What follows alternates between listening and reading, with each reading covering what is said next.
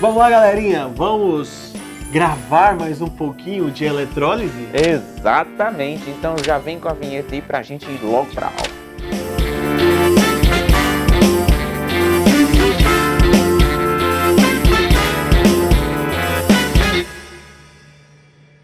Galera, e antes de começar essa aula, já lembra de se inscrever no canal, de entrar no Piolê para te ajudar a memorizar melhor os nossos conteúdos, Isso, certo? tem mais informações na descrição do vídeo. Exatamente. Então vamos pra aula? Vamos pra aula. Bate aqui, Começa então. a falar para os meninos aí o que é uma eletrólise aquosa. Beleza, vamos lá.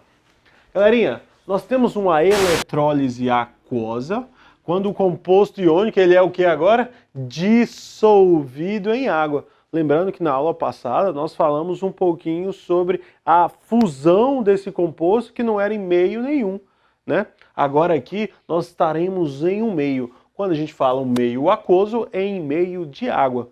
A gente sabe que os compostos iônicos, a grande maioria deles em meio aquoso, ele libera íons, né? E esses íons, eles podem ter liberação de cargas.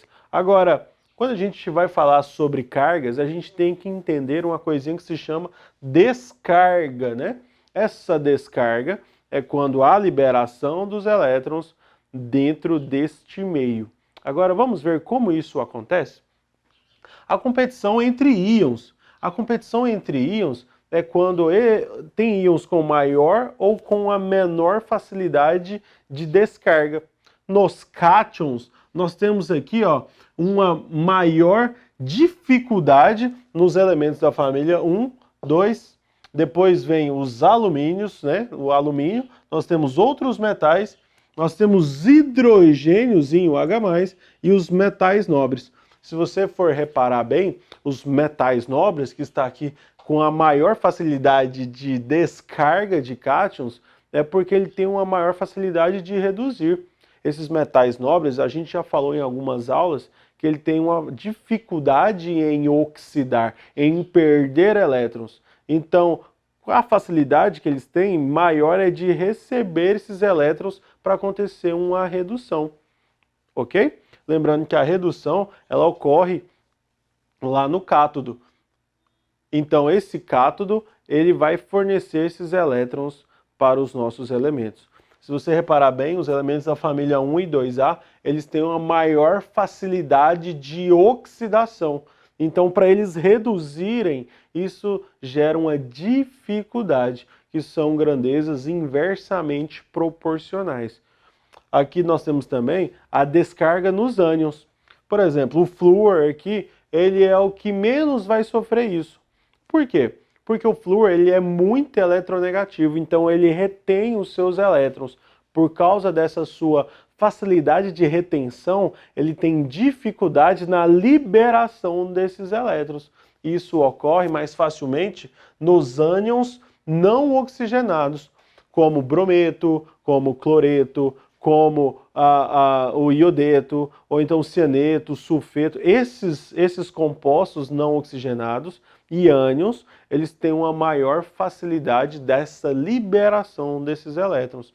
Por que é não oxigenados, né? Porque os compostos oxigenados, né, os ânions oxigenados, eles acontecem uma certa ressonância ali no meio, que estabiliza melhor ainda o oxigênio, os átomos envolvidos de oxigênio, como acetatos, como outros derivados também orgânicos, o ácido sulfúrico e tudo mais. Então, nós temos que entender a facilidade de perder elétrons e de receber esses elétrons. Isso vai tudo das características e propriedades dos elementos químicos.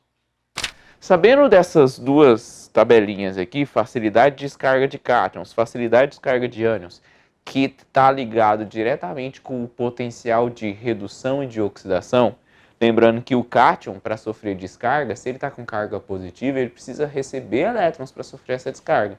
Então isso aqui, facilidade de descarga do cátion, é nada mais, nada menos do que o seu potencial de redução. Os metais nobres são os que têm maior potencial de redução. Já a descarga de ânions, para ele deixar de ter a carga negativa, ele precisa perder o elétron, ele precisa oxidar. Então isso aqui é um potencial de oxidação. Sabendo dessas duas sequências aqui, nós podemos fazer, por exemplo, a eletrólise aquosa e determinar o produto formado na eletrólise aquosa de um sal, por exemplo, cloreto de sódio. Na aula passada, nós fizemos a eletrólise ígnea do cloreto de sódio. Vamos pensar agora na eletrólise aquosa do cloreto de sódio. O NaCl, em meio aquoso, ele vai sofrer um processo de dissociação dos seus íons. Ele liberou Na+ aquoso e Cl- também aquoso. Porém, quando está em meio aquoso, existem outros íons presentes ali na solução. Nós falamos lá, quando estudamos sobre pH, que a água ela sofre um processo de autoionização. É a autoionização da água. Essa autoionização da água, a água se quebra formando H+ e OH-. Então, o Na+ não é o único cátion que existe na solução. Você tem Na+ e o H+. Entre esses dois cátions, qual deles tem maior facilidade de sofrer um processo de descarga? Aí você vai olhar nessa sequência. O Na, ele é da família 1A. A facilidade dele de perder a carga é muito pequena. Ele tem uma capacidade de perder elétrons muito grande, mas uma capacidade de receber elétrons muito pequena. Então ele não vai perder a carga positiva, ele não vai receber o elétron para ficar sem carga. Mas olha aqui, ó, o H+, ele tem uma facilidade de descarga do cátion maior. Então, entre o Na+ e o H+, quem vai reagir mais facilmente lá no polo negativo, que atrai os dois, é o nosso H+. Esse H+ vai receber o elétron e vai passar a ser o hidrogênio zero, sem carga, né? Mas o hidrogênio, ele forma ligação covalente e ele vai formar um composto diatômico, o H2. Aí você coloca esse meiozinho aqui apenas para balancear o processo. Só tinha um hidrogênio no começo, tem que ter um hidrogênio no final. Formou H2, meio mol de H2. Entre os ânions, você tem o Cl- e o OH-. Aí você vai analisar, entre esses dois ânions, qual deles tem maior facilidade de perder o elétron, de oxidar, de perder a carga negativa. Bom, o OH- está aqui, né? E o Cl- está aqui nos ânions não oxigenados. Então o Cl- ele oxida mais facilmente do que o nosso OH-. Entre esses dois ânions eu vou escolher o Cl-. O Cl- que vai reagir, ele vai perder a carga que ele tem e vai passar a ser o Cl0. Só que como eu falei para você na aula passada, o cloro forma ligação covalente e ele forma um composto diatômico, Cl2. Então eu coloquei meio de Cl2 para permanecer com a mesma quantidade de átomos. Agora, vamos somar essas 4 reações para obter a nossa reação global. O Cl- que foi formado aqui foi consumido lá no nosso polo positivo, que aconteceu a oxidação e que vai ser chamado de ânodo aqui, né? Então eu vou cortar esse Cl com esse Cl aqui. O nosso H+, liberado pela água, ele foi lá para o polo negativo, que nesse caso é o cátodo, e ele sofreu um processo de redução para ficar sem carga.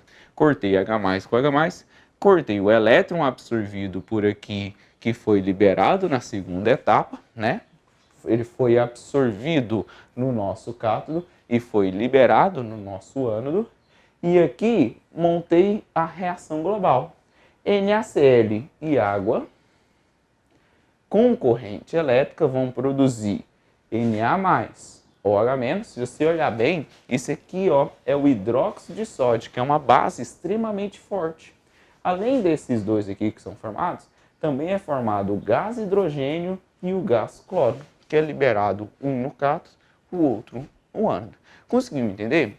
Então a diferença da eletrólise ígnea para a eletrólise aquosa é que na eletrólise ígnea não existiu ali uma competição entre cátion, não existia uma competição entre ânion. Na eletrólise aquosa, os nossos cátions e ânions eles vão competir com os cátions e ânions que estão presentes na água. Então nem sempre o cátion e ânion que vão reagir é o cátion e o ânion do nosso sal.